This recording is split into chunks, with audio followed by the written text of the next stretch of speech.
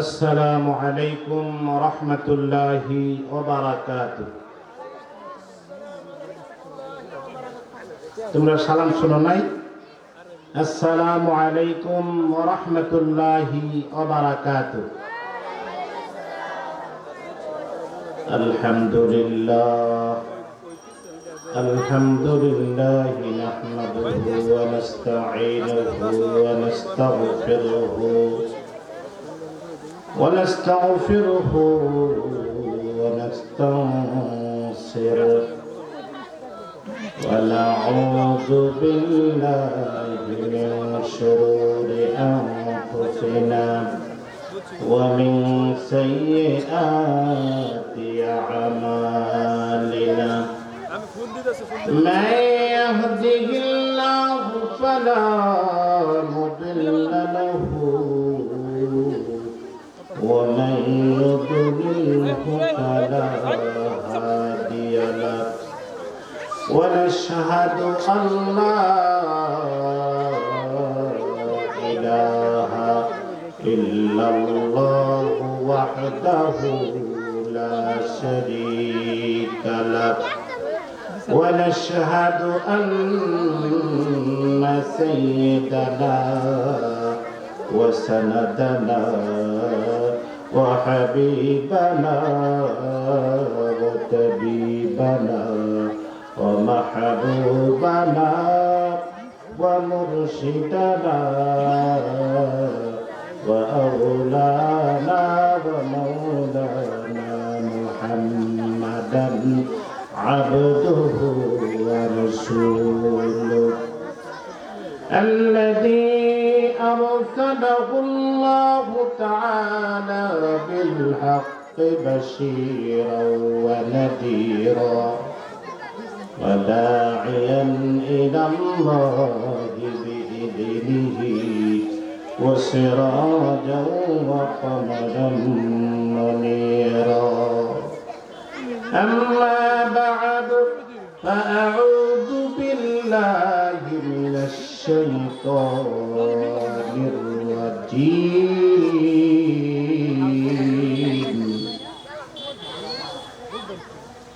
بسم الله الرحمن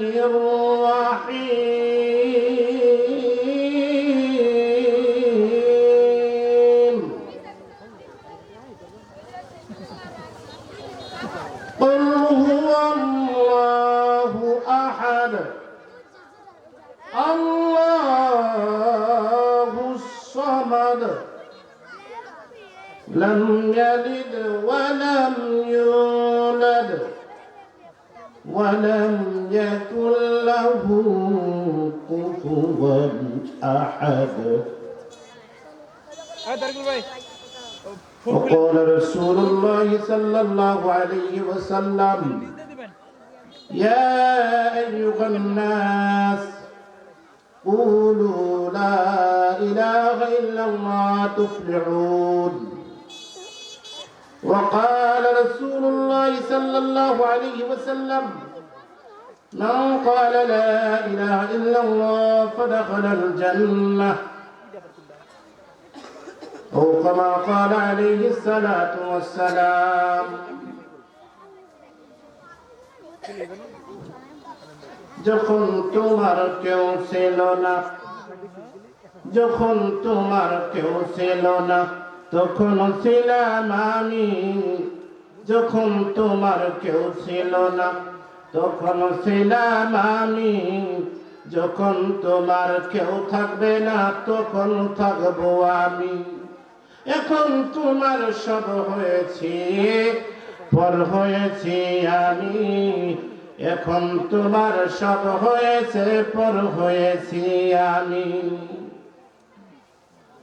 আলহামদুলিল্লাহ আল্লাহ পাকের লাখ কোটি শুকরিয়া যে আল্লাহ সুবহানাহু ওয়া তাআলা রিয়াজুল জান্নাত গুলিস্তান নুরানী হাফিজিয়া মাদ্রাসার উদ্যোগে বিশাল তাফসীরুল কোরআন মাহফিলে আমাদেরকে আগেভাগে হাজির হওয়ার তৌফিক দান করছেন। উপস্থিত যারা হয়েছেন আর যারা হতে যাচ্ছেন রাস্তায় আছেন আগমনরত মা বোনরা যারা উপস্থিত হয়েছেন, যারা রাস্তায় আছেন, সবার প্রতি আমার আন্তরিক শুভেচ্ছা অভিনন্দন। আল্লাহ তাআলার অশেষ দরবারে লাখ কোটি শুকর আদায় করি। সেই মহান রব্বুল আলামিনের দরবারে উচ্চ কণ্ঠে বলি আলহামদুলিল্লাহ। আরো জোরে বলি আলহামদুলিল্লাহ। জবানে শুকর আদায় করলাম কার? জোরে বলেন কার? শুকরিয়া আদায় করতে হবে কার? জীবনদাতাকে, মরণদাতাকে। যেতে হবে কার কাছে? ঠিক কিনা? আমরা যতই বাহাদুরি করি, কার কাছে যেতে হবে? বলেন, হাওয়ায় ওরে হাওয়ায় ঘোরে কত রঙের ঘুড়ি, এই না জগৎ জুড়ি। আপনারা এই গজল শুনছেন নাকি? যদি এটা গানের মতো শোনা যায়, আসলে এটার মাত্রা ঠিক আছে। হাওয়ায় ওরে হাওয়ায় ঘোরে কত রঙের ঘুড়ি, এই না জগৎ জুড়ি, লাটাই সুতা যার হাতে তারি গুনগান করি। ও ভাই, লাটাই সুতা যার হাতে তারি গুনগান করি। ঠিক না বেঠি? লাটাই সুতা কার হাতে? আল্লাহ। বন্ধু, কোথায় যাব আমরা? কোথা থেকে এসেছি বাবা? কোথায় যেতে হবে?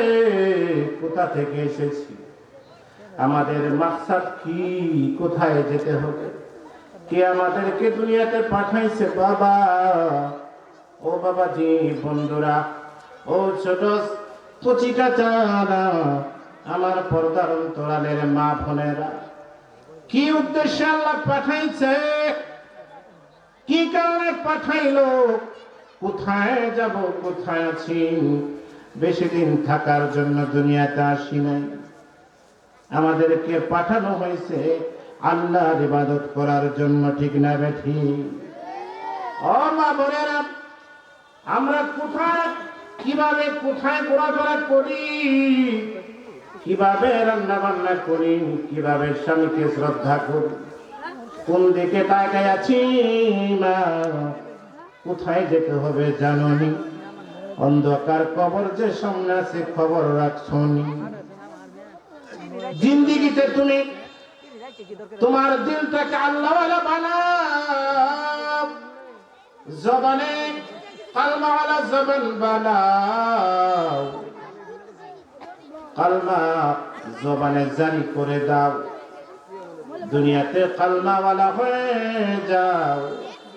মৃত্যুর সময় যদি কালমা নসিব হয়ে যায়, তুমি কামিয়াব হবা, নচেত তুমি না কামিয়াব। আমরা দুনিয়াতে যা কিছু করি, যা বাহাদুরি করি, যত বাহাদুর থাকে, বাহাদুরের কোনো মূল্য নাই যদি আল্লাহর কাছে আমি হতে না পারি বাবা।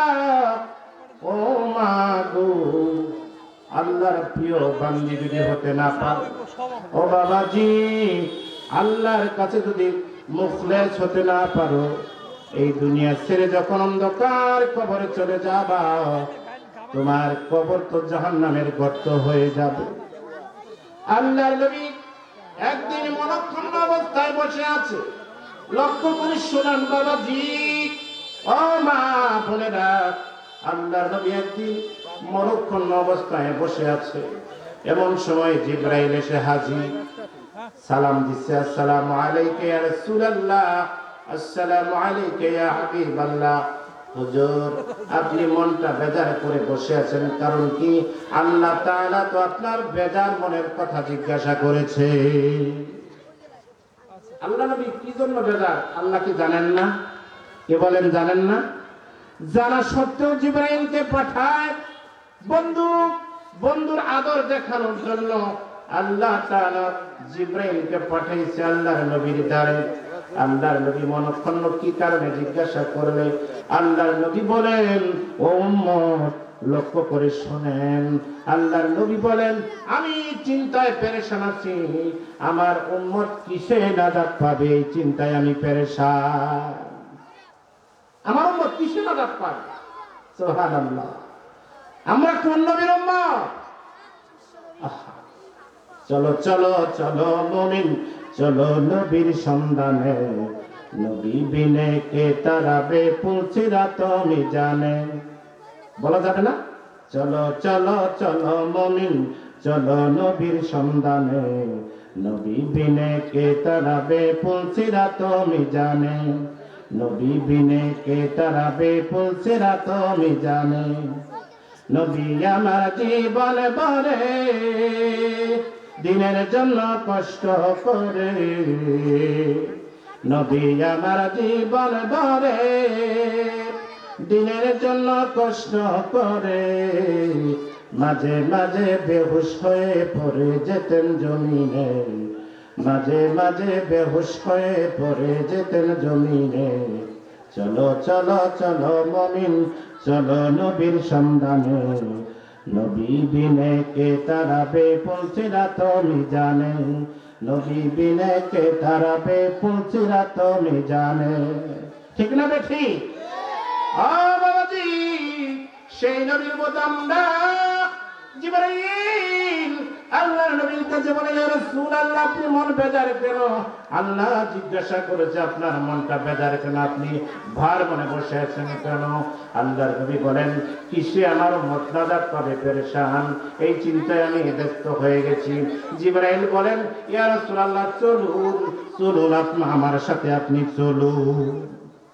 আল্লাহর নবীকে জিবরাইল একটি গুরুস্থানে নিয়ে গেলেন। কি স্থানে? গুরুস্থানে, যেখানে তাজা মানুষ থাকে না, মরা মানুষ। কি বলেন? আল্লাহর নবী জিবরাইল আল্লাহর নবীকে গুরুস্থানে নিয়ে গেলেন। গুরুস্থানে যাইয়া জিবরাইল তার পাখা দিয়ে একটা বাড়ি দিলেন কবরের ভিতরে। বাড়ি দেওয়ার সাথে সাথে বাবাজি ও মারা লক্ষ্য করে শুনেন, কবরে বাড়ি দেওয়ার সাথে সাথে একদল মানুষ কবর থেকে খুব সুরত, একবারে সুন্দর চেহারাদারি, লা ইলাহা ইল্লাল্লাহ আলহামদুলিল্লাহ আল্লাহ আল্লাহ জিকির করতে কবর থেকে উঠে গেল। সুবহানাল্লাহ বলেন, জোরে বলেন সুবহানাল্লাহ। কবর থেকে জিকির করতে করতে সুবহানাল্লাহ আলহামদুলিল্লাহ আল্লাহু আকবার বলতে বলতে দাঁড়িয়ে গেল। জিবরাইল বললেন, যাও আবার কবরে চলে যাও। লোকজন কবরে চলে গেল।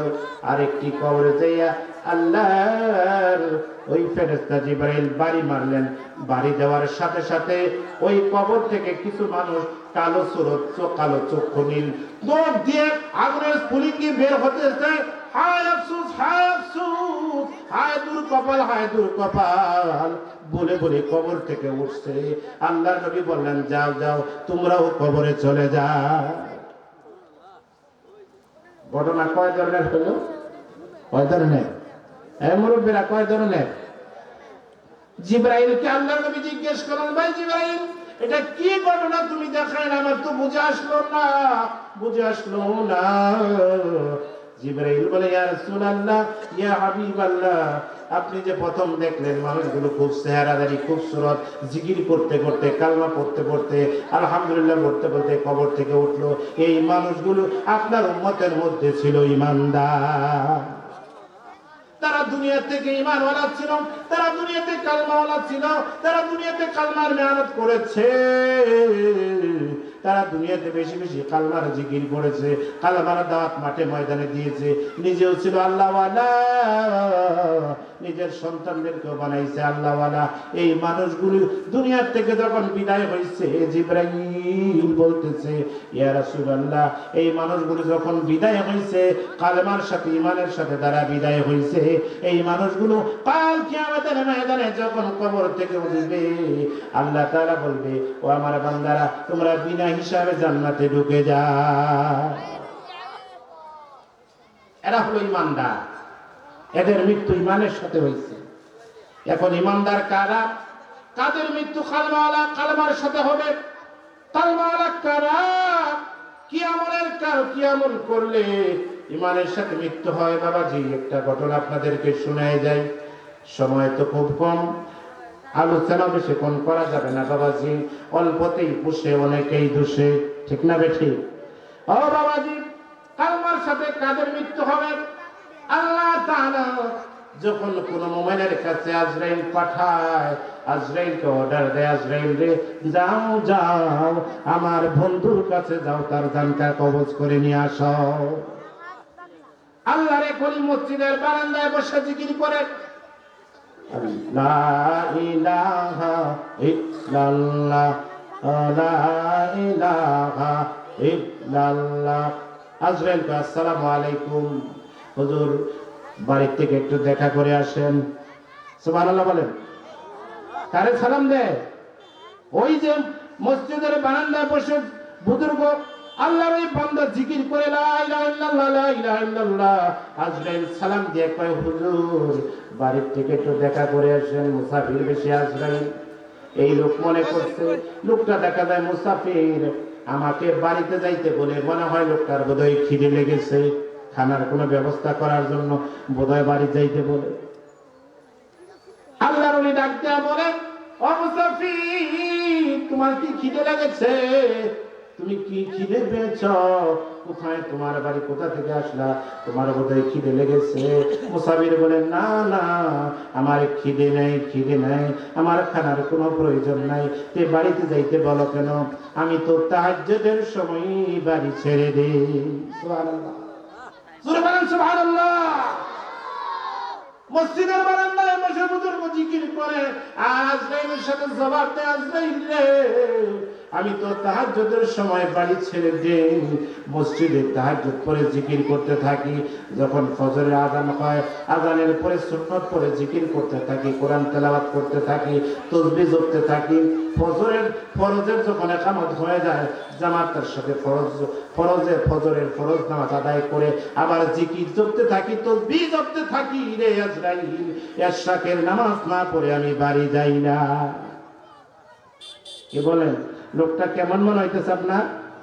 এই আমল কি আমাদের আছে? কি বলেন আছে? যে আমরা তাহাজ্জুদের সময় বাড়ি ছেড়ে দিই, আবার ইশরাক করে বাড়ি যাই, এই আমল কি আমাদের আছে? আজরাইল বলেন, ওদের বাড়ির থেকে দেখা করে আসেন। ওই বাড়িতে দেখার পর যাবো কেন? তোমার কি খানার প্রয়োজন? না। বাড়িতে যাইতে বলো কেন? কি জন্য বাড়িতে যাইতে বলো? আমি তো ইশরাকের নামাজ না পড়ে বাড়ি যাব না। আল্লাহর ওলি বলেন, আমি ইশরাক না পড়ে বাড়িতে যাব না। হুজুর আমি তো আজরাইল। সুবহানাল্লাহ। এখন পরিচয় দিচ্ছে, আজরাইলের পরিচয় দিলে মনটা একটু থমকে ওঠে নাকি বলেন? হঠাৎ করে এক লোক, অপরিচিত লোক যদি আপনার কাছে এসে কয় আমি আজরাইল, আমরা কিরকম লাগবো? মনে হবে এরই বোধহয় আজরাইল, ঠিক না? হঠাৎ করে আজরাইলের পরিচয় দেন। আল্লাহ বলে, আজরাইল রে তোর অপেক্ষায় তো আছি, তোর অপেক্ষায় তো আসি। আল্লাহর ওলিকে বলে, আজরাইল ও ভাই, ও আল্লাহর ওলি, আল্লাহর পক্ষ থেকে অর্ডার দেওয়া আছে, তুমি যদি চাও, কোন হালতে মরতে চাও, তোমাকে ওই হালতেই জান কবজ করা হবে। সুবহানাল্লাহ। ইমানদার যারা, তাদেরকে জান কবজ করার হালত সম্পর্কে আল্লাহ তাআলা অনুমতি দিবে, ঠিক কিনা বলেন? আর যারা বেঈমান তাদেরকে অনুমতি দিবে? হ্যাঁ, তাদেরকে অনুমতি দেওয়া হবে না।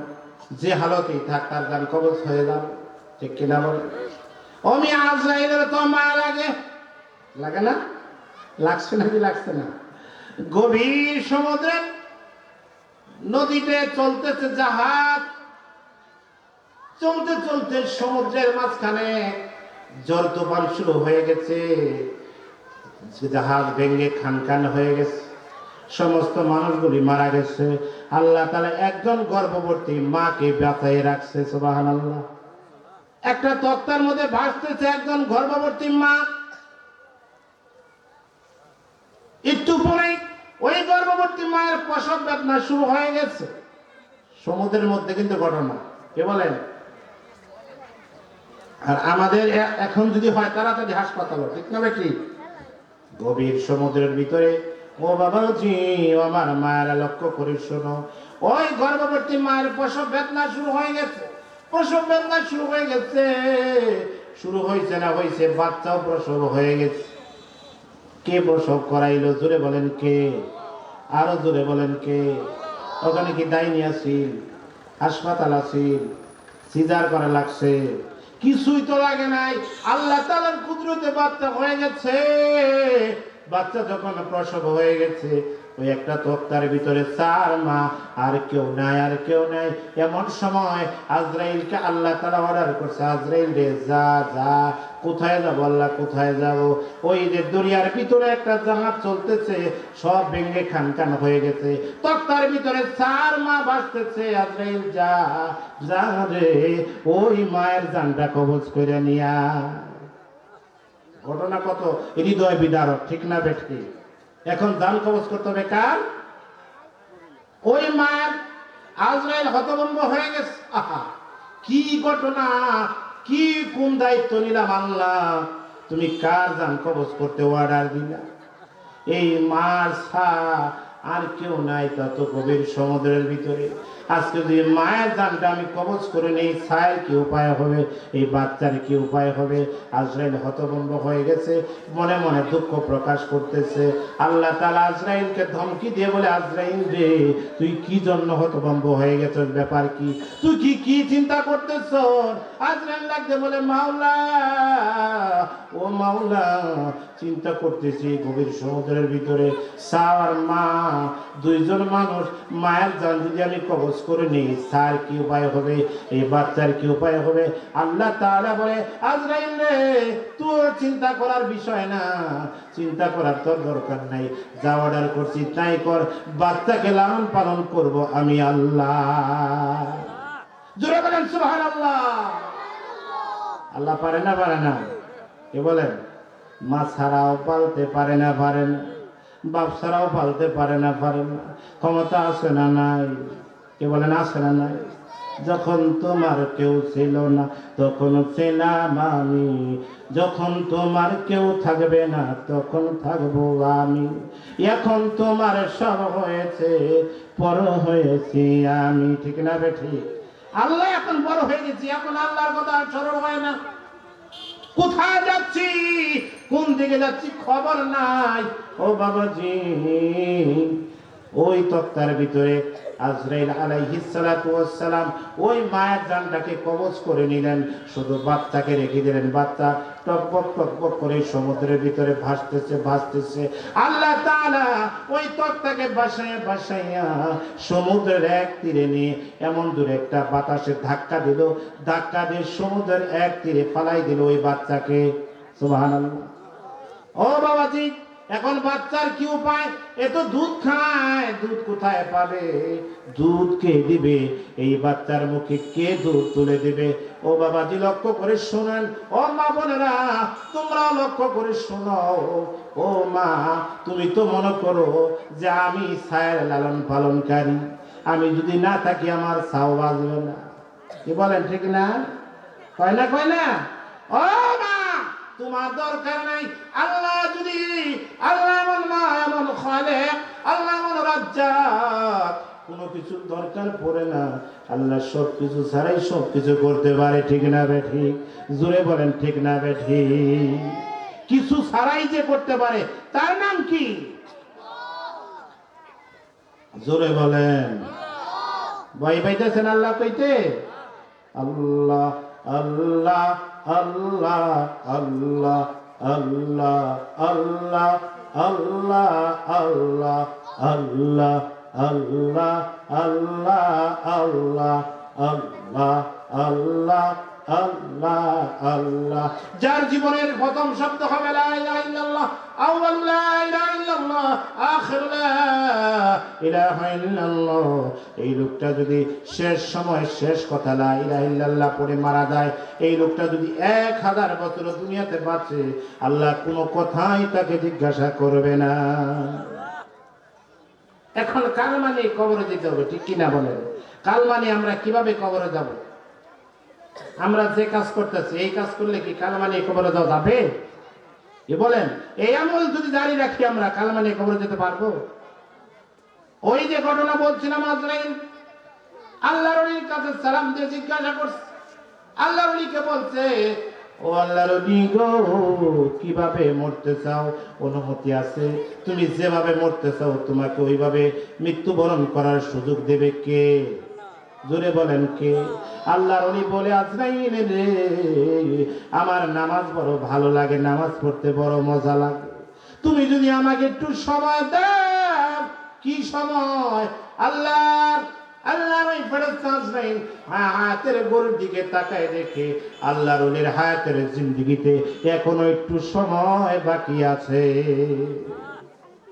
হায়াত না থাকলে আজরাইলের বাপের মুরাদ আছে, হায়াত দেয়, সময় দেয়, সময় দেওয়ার সুযোগ আছে। ও মুসলমান, সুযোগ আছে। বাহাদুরি দেখাইও না, এই দুনিয়া বাহাদুরি করার জায়গা না। দিলকে নরম করো, দিলটাকে নরম করো, দিলটাকে নরম করো, অন্তরটাকে নরম করো, চোখ দিয়ে পানি বের করো।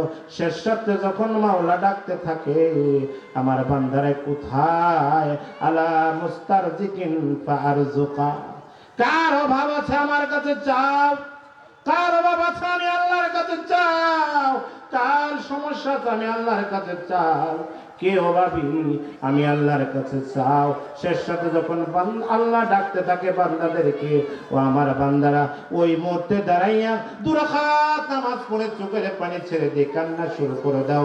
চোখের পানি বের হয়ে নাকের ডগার আসার আগে আল্লাহ বলে, ও বান্দা আর কাঁদিস না রে, কাঁদিস না, তোর জীবনের গুনাহকে আমি আল্লাহ মাফ করে দিলাম।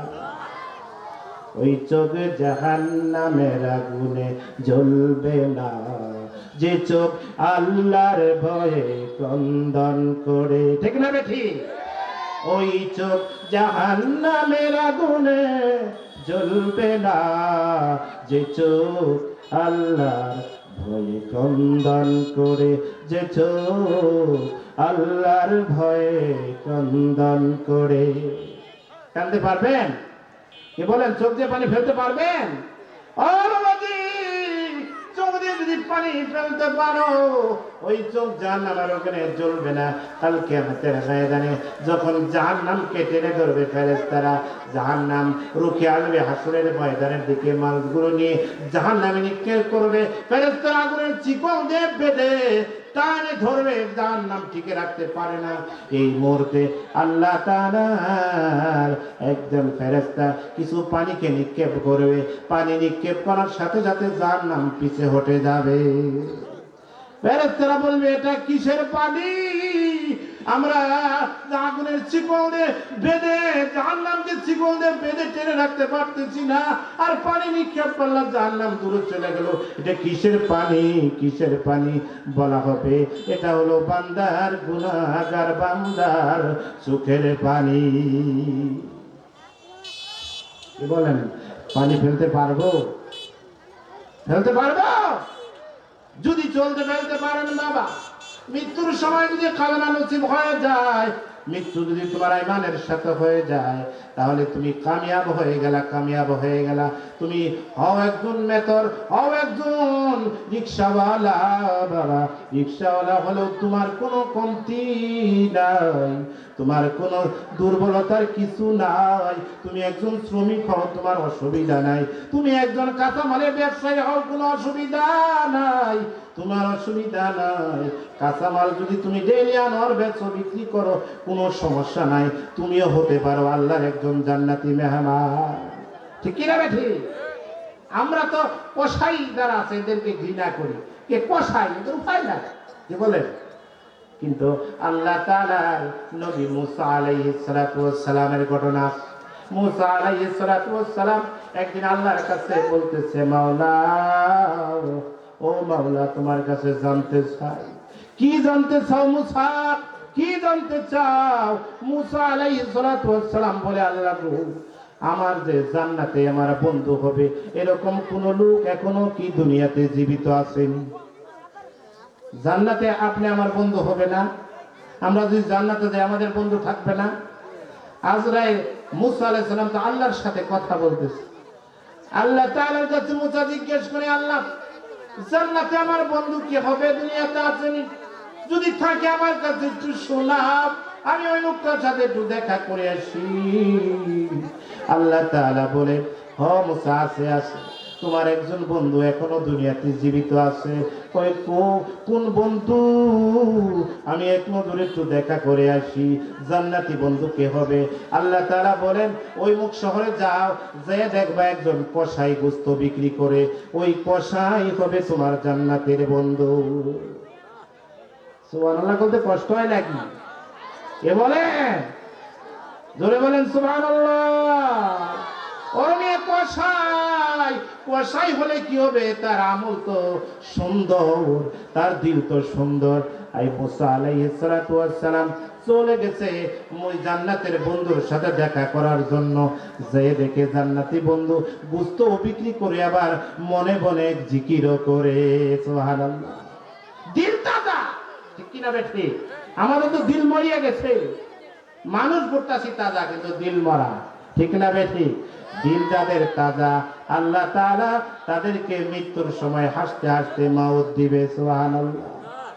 আল্লাহর ওলি বলেন, আজরাইল ডেকে বলেন, ও আল্লাহর ওলি তুমি কি অবস্থায় মৃত্যুবরণ করতে চাও? আল্লাহর ওলি বলে, আমি 2 রাকাত নামাজ পড়ব, শেষ নামাজ পড়ব। আমি যখন সেজদায় চলে যাব, ও আজরাইল সেজদারত অবস্থায় তুমি আমার জানটা কবজ করে নিবা, ঠিক না বেঠি? যার সেজদা অবস্থায় মউত হয়, এই মৃত্যুটা কি জান্নাতি না জাহান্নামী? জুড়ে বলেন। কি বলে? সেজদার অবস্থায় আজরাইল বলে, ঠিক আছে তুমি শুরু করো নামাজ। আল্লাহর ওলি নামাজ শুরু করছে প্রথম রাকাতে, শেষ রাকাত দ্বিতীয় রাকাতে যখন সেজদায় চলে গেছে, আল্লাহর ওলি মসজিদের বারান্দায় জিকিরের সাথে ঘুমায় গেছে। লা ইলাহা ইল্লাল্লাহ, লা ইলাহা। দমে দমে আল্লাহ বসিয়া নিরালায়, দমে দমে আল্লাহ বসিয়া নিরালায়, জপিলে মন্তর হবে উজালা। লা ইলাহা ও লা ইলাহা ইল্লাল্লাহ, ও লা ইলাহা। ও বাবাজি তুমি বড় প্রভাবশালী, তুমি মনে করতেছো আমি অনেক কিছু হয়ে গেছি। না না না না, আল্লাহ তাআলা প্রভাবশালী দেখে না, আল্লাহ তাআলা বড় বুজুর্গ দেখে না, আল্লাহ তাআলা ওই দুনিয়ার বুজুর্গ বাহাদুর বুজুর্গ দেখে না, আল্লাহ তাআলা দেখে আমল। যদি আমল নাই দেখতো, বিলালের মতো হাফসি গোলাম আল্লাহ তাআলার কাছে এত প্রিয় হইতো না, ঠিক না বেঠি? আরে বিলাল তো মিয়া গোলামের ঘরের গোলাম, বিলালের বাপও তো ছিল গোলাম, তার সেই ঘরের গোলাম সেই বিলাল এত দামি হয়েছে কারণ কি? ও বাবাজি কারণ কি? সে আল্লাহর নবীর সাথে ভালোবাসা রাখছে বেশি, ঠিক না বেঠি? যার ভালোবাসা বেশি থাকবে রাসূলের সাথে, রাসূলের সাথে যার ভালোবাসা থাকবে বেশি, তার মৃত্যুর সময় মৃত্যুটা হবে হাসি আর খুশি, ঠিক না বেঠি? আমরা কি হাসি খুশিতে মরতে চাই? সবাই চাই, ইমানের সাথে সবাই মৃত্যুবরণ করতে চাই। তাহলে আমরা তৈরি থাকি। কে বলেন? আল্লাহর নবী মেরাজে গেছে, স্বপ্ন যুগে মেরাজ শরীফ, আল্লাহর নবী স্বপ্ন যুগে মেরাজ করতেছে, সশরীরেও হয়েছে, একদিন কিতাবের মধ্যে আসছে আল্লাহর নবী স্বপ্ন যুগে মেরাজে গেছে। ওই দিন স্বপ্ন যুগে হয়েছে, স্বপ্ন যুগ হলেও তো সত্য, রাসূলের স্বপ্ন সত্য না? স্বপ্ন যুগে মেরাজ হয়েছে, আল্লাহ নবী আরশে আল্লাহর সাথে দিদার গেছে।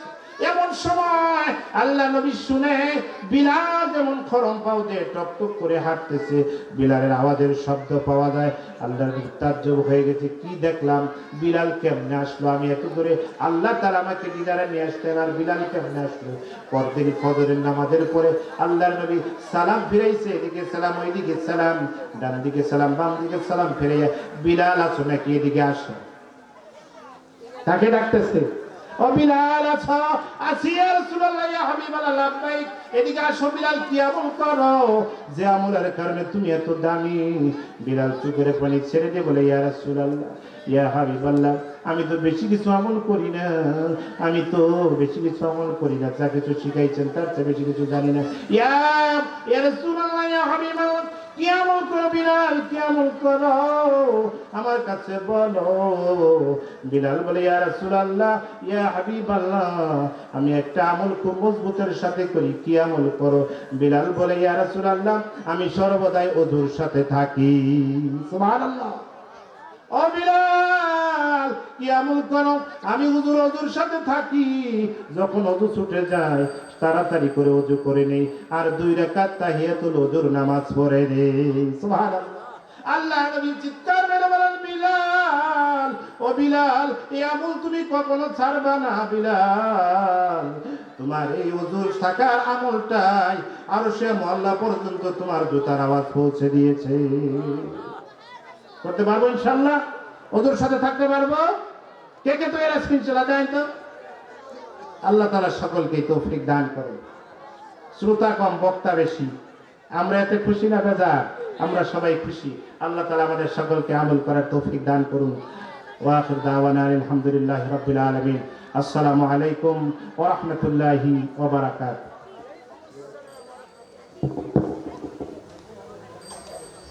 আলহামদুলিল্লাহ, হযরত অত্যন্ত মূল্যবান বয়ান পেশ করতেছিলেন, কিন্তু সময়ের স্বল্পতার কারণে হযরতকে বেশি সময় দিতে পারলাম না বলে আমরা আন্তরিকভাবে দুঃখিত। সম্মানিত উপস্থিতি, এ পর্যায়ে গুরুত্বপূর্ণ বয়ান নিয়ে আসছেন হযরত মাওলানা মুফতি মনির হুসাইন সরকার সাহেব মুক্তাগাছা। আমি হযরতকে ওনার মূল্যবান বয়ান পেশ করার জন্য সবিনয় অনুরোধ করছি। সম্মানিত উপস্থিতি, হযরত মাওলানা মুফতি মনির হুসাইন সরকার সাহেব।